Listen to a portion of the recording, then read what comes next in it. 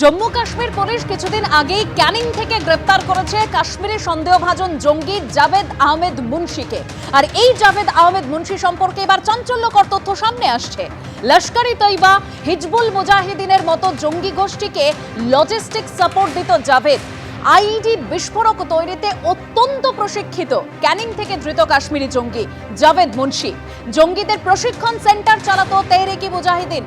1990 সালে পাকিস্তানে জঙ্গি প্রশিক্ষণ শেষ করে জাভেদ মুন্সি। পাকিস্তানের করাচিতে হয় আইইডি প্রশিক্ষণ। 1990 সাল থেকে 7 বার পাকিস্তানে যায় জাভেদ আহমেদ মুন্সি। 6 থেকে 7 মাস করাচিতে থেকেই আইইডি প্রশিক্ষণ নেয় জাভেদ। 2011 সালে জঙ্গি গোষ্ঠী আল-ই-হাদিদের নেতা শওকত শাহ খুনের ঘটনায় অভিযুক্ত এই জাভেদ আহমেদ মুন্সি।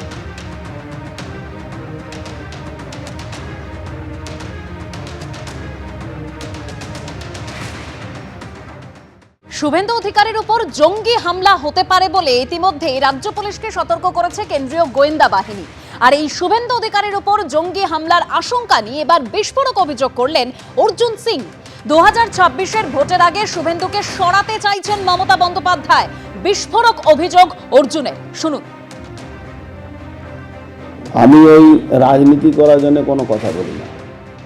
আমি যে কথা বলেছি সে কথা প্রমাণ হয়েছে। 10 দিন পরে হয়েছে, 5 দিন পরে হয়েছে, 20 দিন পরে হয়েছে। Suvendu Adhikari is the main target. উনি যেভাবে Z+ সিকিউরিটি আছে উনি যে রাস্তায় যাচ্ছেন, হঠাৎ একটা বড় গাড়িতে আইডি নিয়ে ঢুকে গেল, ব্লাস্ট করে দিল। সেন্ট্রাল এজেন্সি কি করবে?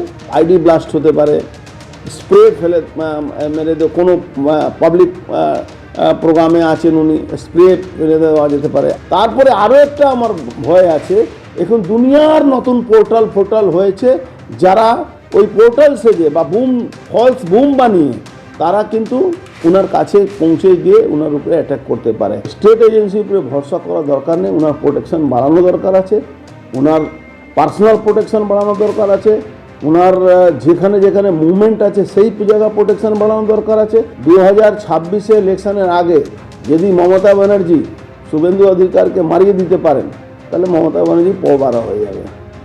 আর মমতা ব্যানার্জি নিজের শত্রুকে নাশ করার জন্য সমস্ত রকম জিহাদি সংগঠন থেকে উনি হাত মিলিয়ে নিয়েছেন, এটা প্রমাণ আছে।